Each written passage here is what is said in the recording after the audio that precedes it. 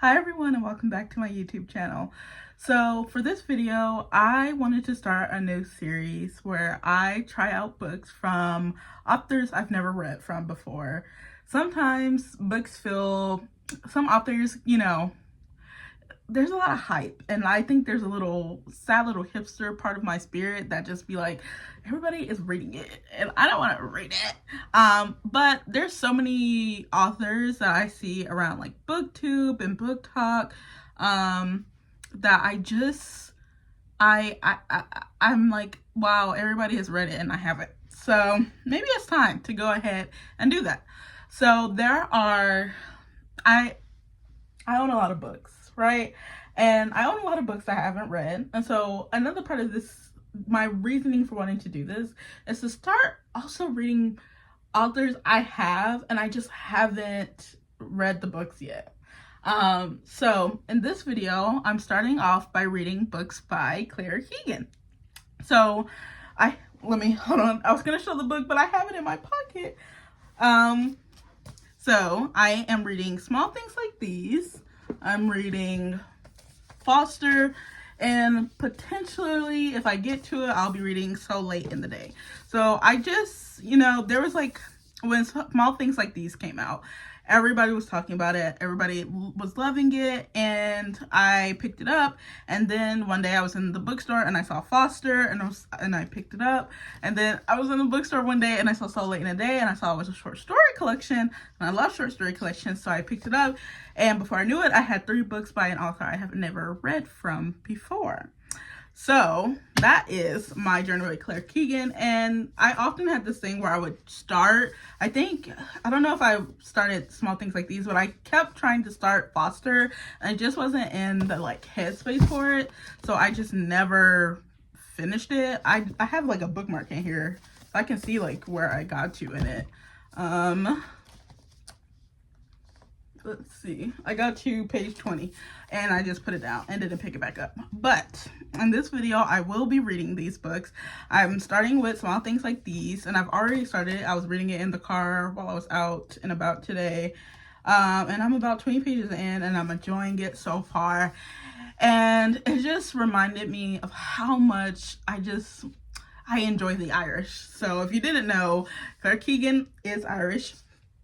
And Small Things Like These is about a small Irish town where this man makes a discovery which forces him to confront both his past and the complicit silences of a town controlled by the church. And so this book is, I know a part of it is about the Magdalene. Is it the Magdalene? I don't know if I'm pronouncing that right or saying that right. Magdalene? Yeah, the Magdalene laundries, which basically was where young girls who got pregnant out of were sent to, and it was just a very like, I would say abusive kind of practice, obviously, and that's what this book is about. And I studied Irish literature and I studied it abroad in Ireland for a semester when I was in undergrad. So I love reading Irish literature and I love engaging with Irish literature and Irish authors. So I'm really excited to be reading Claire Keegan. And so in the first 20 pages of this, we're really just getting into the setting. We're setting up the town and our main character, whose name I believe is Bill, we're learning about him, what his life looks like, that he has 5 daughters and a wife, and that I think he deals in like coal. Yeah, he's a coal merchant. And so we're really just seeing the setup of his life. And I'm just reminded of how like, it's just a very like kind of like slow life. Like if you were to turn on a movie that was set in like the Irish countryside, that's what this is giving. And I'm just really enjoying it, and it's reminding me how much I love just like slow books where I know things are gonna happen, but like the beginning of this is where it's just really like nothing's happening, and I love that like atmosphere of just like being in a quiet place, so that is how Small Things Like These is going so far, and I'll be back with an update when I read some more.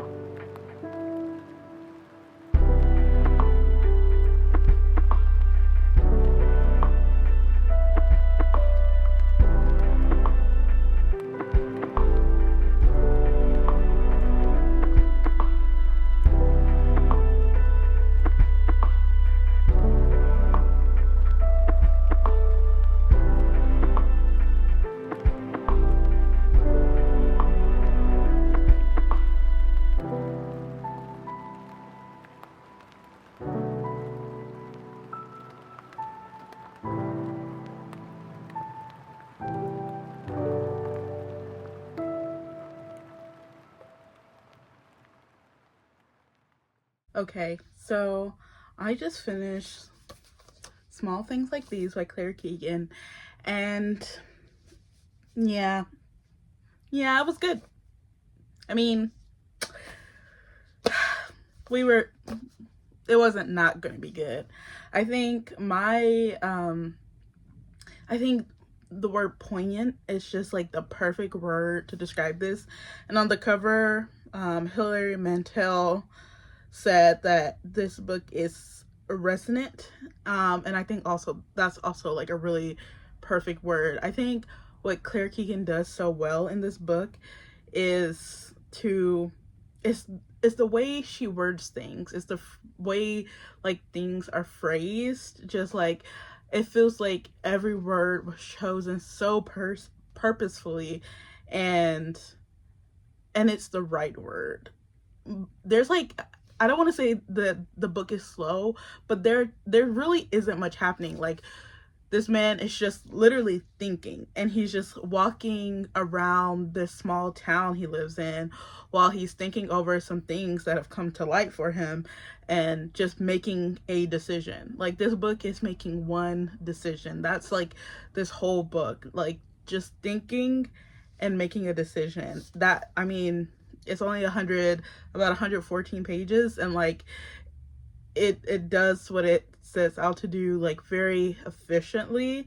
But there technically isn't like much happening, right? But like, if you like, it just rained here, not rained, it just snowed here. Oh my gosh, all these cars. It just snowed here yesterday, or the day, no, yesterday. Yeah, it just snowed here in Atlanta yesterday, and I think snowy outside is like the perfect time to read this.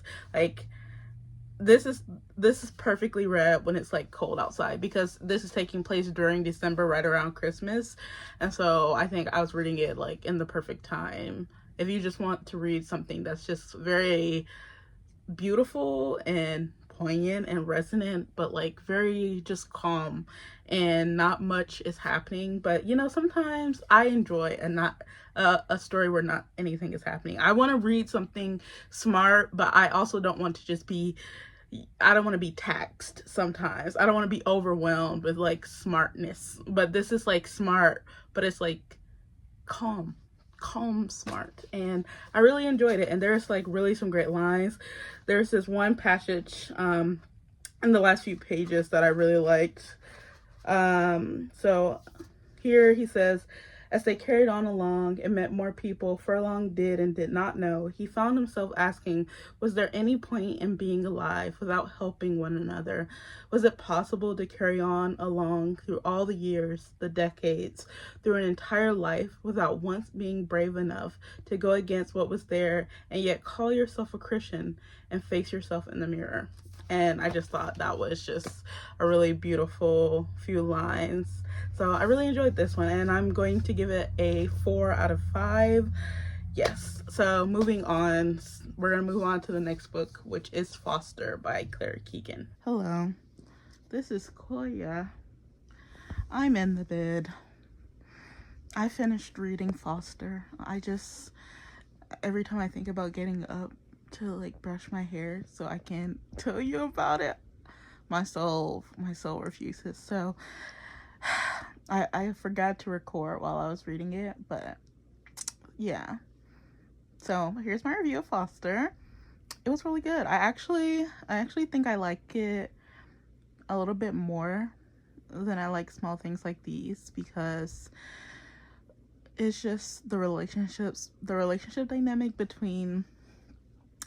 So if I didn't mention this, the story is about a young girl whose family, you know, they have a lot of children. It's implied that they are probably poor, and they need to place their daughter with,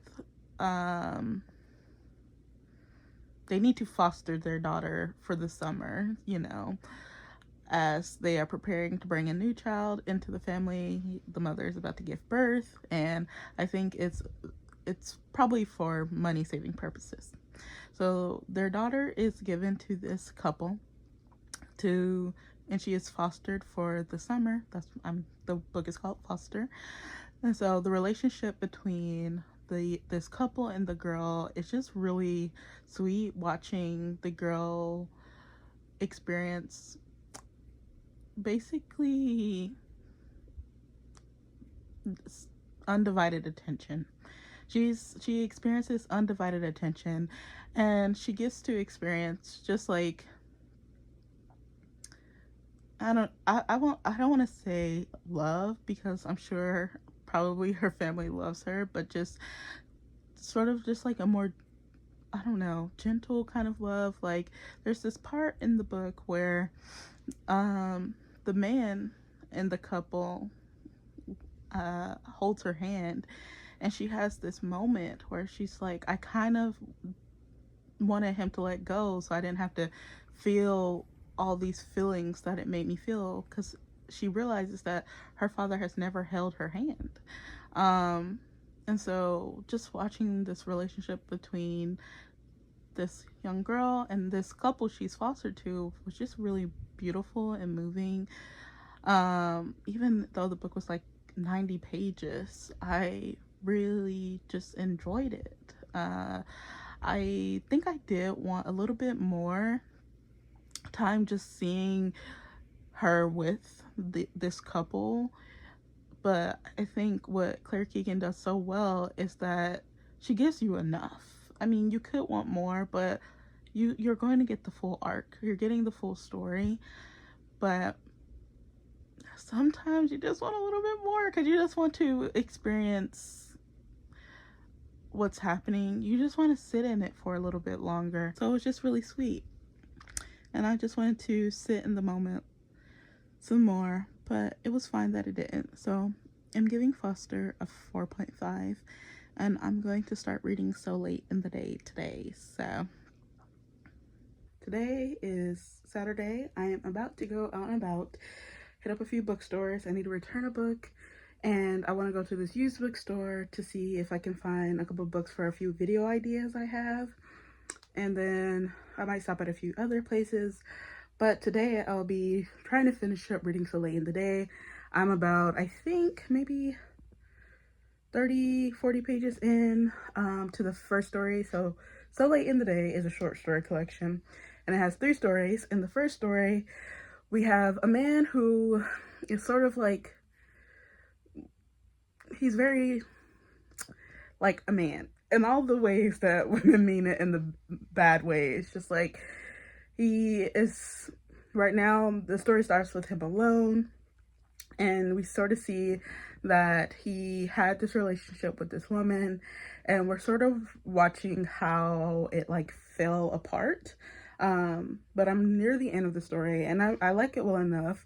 There has been some really hard-hitting lines. I wonder if I can find one real quick. There's been some like really, some lines I was like, oof. Let's see.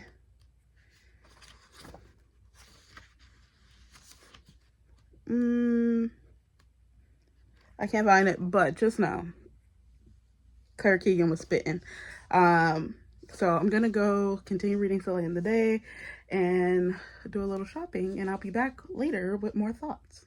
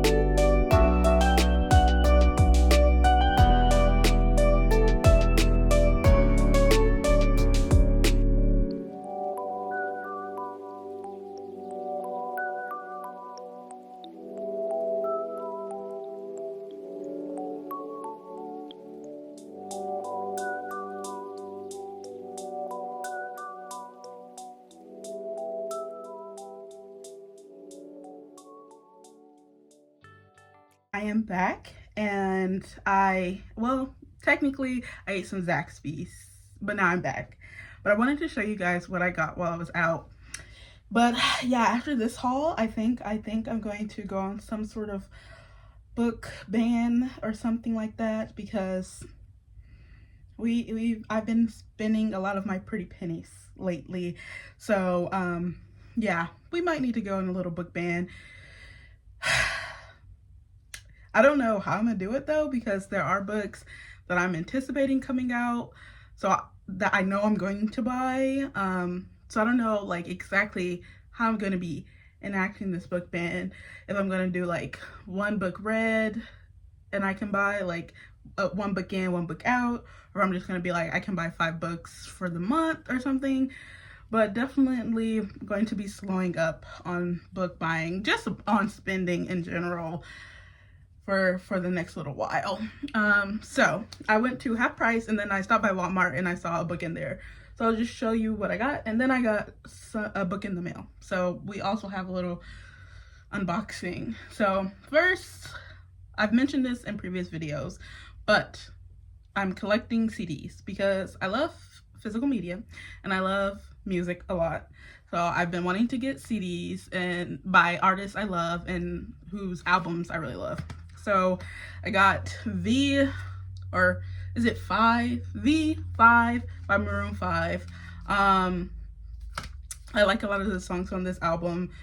So I went ahead and got this. Yeah, I know there's like people have feelings about Maroon 5, but the songs are good. And then I got Kelly Clarkson's Greatest Hits. I was actually annoyed because like right after I got this, when I went into Walmart, I saw this same CD for $6.97. So only $1 more and it would have been new. But you know, whatever. Dollar and 50 cents, something like that more for a new one, but you know, whatever. And then I also okay, when I was younger, I used to get a Nintendo DS for Christmas a few times because I kept breaking them, but I used to get a Nintendo DS for Christmas, and I love to play Nintendo DS games. And like a few years ago, I got a used Nintendo DS, and I play it sometimes. I only have 2 games for it, but when I was younger, there was this game I used to play all the time, and I can never remember the name of it. I just knew it was a fashion game. So while I was in there, I saw the game. So I got Imagine Fashion Designer, which is a Nintendo DS game. I'm so excited to play this. I only ever beat it one time, and every other time I tried to beat it, I could not. So I'm excited to play this. And then we'll move on into books. So I got some manga and manhwa. So I got Would You Like to Be a Family by Koyama. And then I got Love Mode 2. I haven't even read the first one, but I feel like this is old. And I saw this on the shelf and I was like, that looks old. So I should try to like get some. I don't have any of like the old OG looking mangas. So I saw the first one day and I was like, that looks old. And I got it. And then I was like, oh, this is the old one I got that I haven't read yet. So I just got the second one. So I don't even know what they're about. I just was like, this looks old. And then I got Blood Lad. This just sounded interesting. There's like, you know, it said vampire, and I was like, oh, I love a vampire. So I got Blood Lad, and then I got this manhwa called Hyperventilation. I always see it when I'm at Barnes & Noble, and when I was flipping through, I also saw this this in there, and this is from Mad Place, which is another like manhwa. I don't know if have I read Mad Place? I'd have to like look at the description, but that was in there. So I was like, cool, neat little find. And then I got, this is a new release, but they had it in there. This is Water Moon by Samantha Soto Yumbao. This was already on my like to buy list. I wanted to get this. This is one of my anticipated reads of the year. So I went ahead and picked this up. And another annoying thing, when I went in Walmart right after I left here, I saw this in Walmart for I think $4 less, because this was like 24, and I saw it in Walmart for 20, and I was just like, but you know, whatever. And then I picked up Anxious People by Frederick Bachman. So, okay. I have a video idea planned for this. There's a video series that I want to do called Giving Authors One Last Chance. And so a few years ago, I had bought A Man Called Ove, and I tried to read it, and I felt like it was just very sort of like cheesy, cringy, I don't know, but I had feelings, and I have since unhauled that book. And because when I don't like the first book I pick up by an author, I sort of like see that author as like I will never read them, because you have one, usually you have one chance with me. If I don't like your first impression, this is for TV shows and all kinds of things. I'm just like, I don't want to read any of your stuff. And it sort of turns into like sort of like a hating kind of thing. So every time I see it, I just like glare. If I see that author, I glare at the books. But I decided, I was like, you know what? Not every book by an author is going to be for you. So I wanted to go back to some authors who I read their book and I was like, I'm never picking them up again, and give them one more chance. So Frederick Bachman is one I want to give one more chance before I just decide never to read any of their stuff again. And I have a few more writers like that. So like Emily Henry, Abby Jimenez. Abby Jimenez is very like, she's not exactly on the level of which I don't want to read like Frederick Bachman and Emily Henry, but I read, what was it called? Part of Your World, and I gave it a 3, but I was like, I wouldn't want to keep like picking this up, but I want to give her one more shot, and then I'll know for sure if that's just something I can't do. Okay, so this next buy I'm about to show you, this is why I decided maybe I've started to develop a habit, a very bad habit with book buying. Because, you know, usually I pick up 1 or 2 books, but I've been picking up like 7 or 8 lately every time I go to the bookstore. And this just felt very, hedonistic when I bought this next buy. This felt very, yeah. So I picked up the complete collection of Jane Austen. It's beautiful. Look at that. It's so pretty. I literally have multiple copies of Pride and Prejudice, multiple copies of Emma. I have a copy of Sense and Sensibility, multiple copies of Persuasion, and I have a copy of Northanger Abbey. So there's only 2 books in here that I don't have. And I think, what did I say? 3 of the books, I might have given 1 copy of Emma away. But if I didn't, there's 3 books in here I already have 2 copies of. So yeah, yeah, I have to stop buying books. But that's that. Isn't it gorgeous? So let's take one out.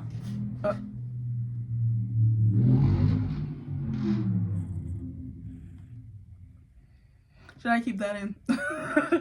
Okay, so just to take one out so we can see.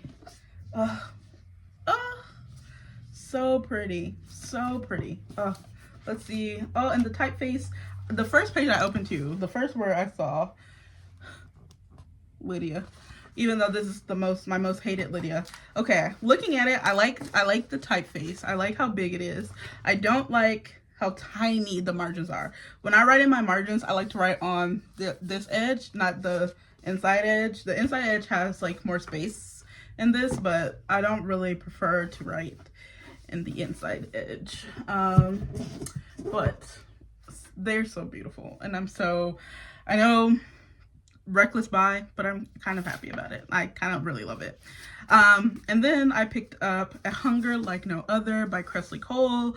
I just saw the Ali Hazelwood blurb where it said the OG alpha werewolf and vampire eco-fated mates romance.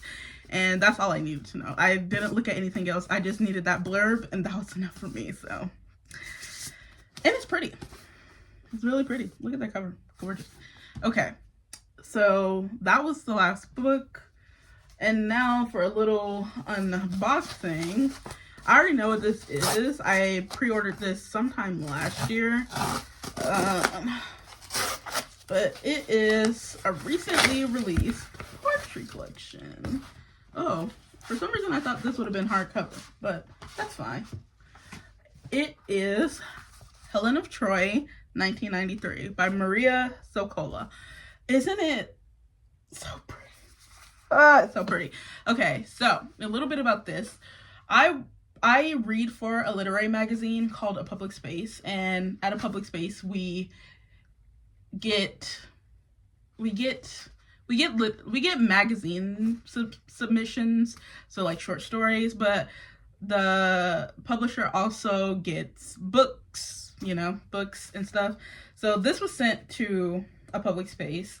I don't remember if it was sent like as a book that they wanted A Public Space to publish, or as a book that they wanted us to publish some of the poems from. But I remember getting this and reading it and absolutely loving it. And I knew that as soon as it finally was published that I was going to buy it. So I think we had got this book in 2023. It's the beginning of 2025. So I've been waiting a long time. So I'm really excited about this. But basically, it's a collection that explores Helen's isolation and rebellion. And this book is sort of set in a modern, it's a poetry collection, but Helen is brought sort of to 1993 in, I believe, 1990s Tennessee. So that's basically what this is. But just look at the cover. I love it. All right.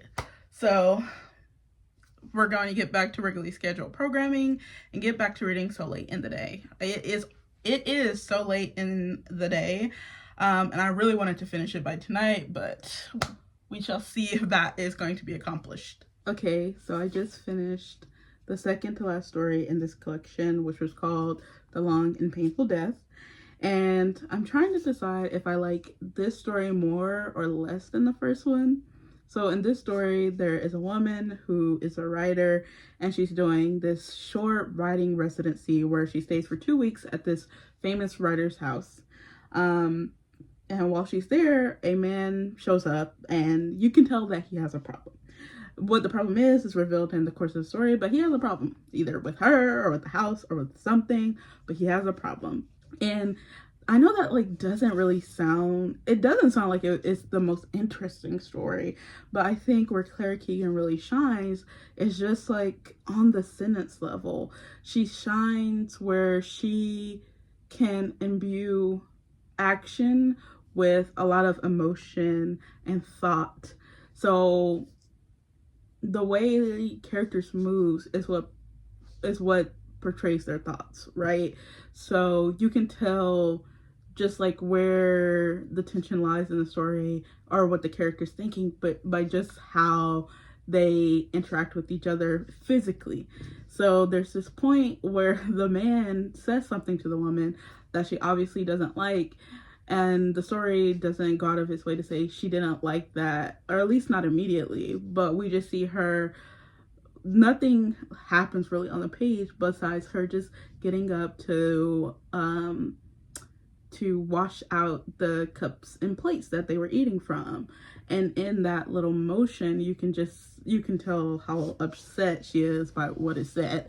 There's no other indication to her thoughts or feelings. It's not written out for you until you sort of get it like a little ways on, but like that immediateness of like feeling is just shown in her actions. And I think that's where Claire Keegan really shines. She is really good at putting thoughts and emotions and everything that you would usually get about a character just by them moving around a place physically or how they move physically. So yeah, I don't really know which story I like the best so far.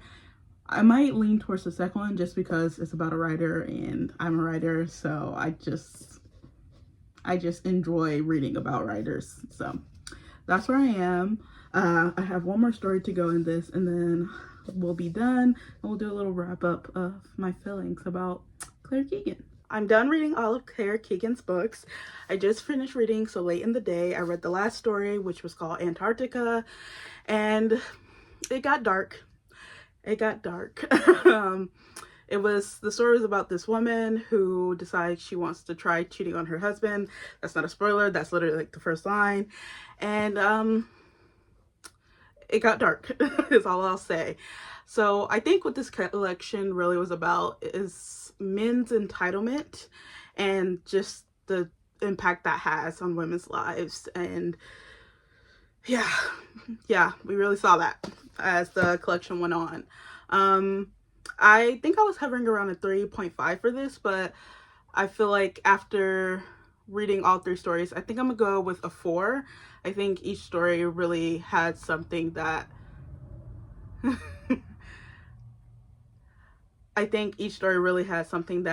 I enjoyed about it, whether it be style or just intellectually. So I'm gonna land with a 4. So that means I've read all of Claire Keegan's books. So that's So Late in the Day, Foster, and Small Things Like These.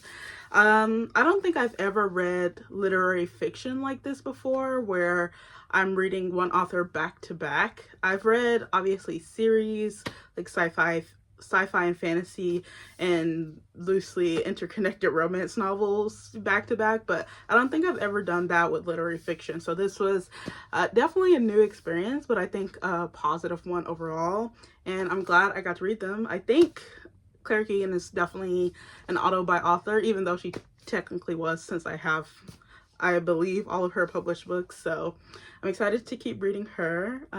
But thank you for watching. Like, comment, subscribe, and I'll see you in the next one. Bye.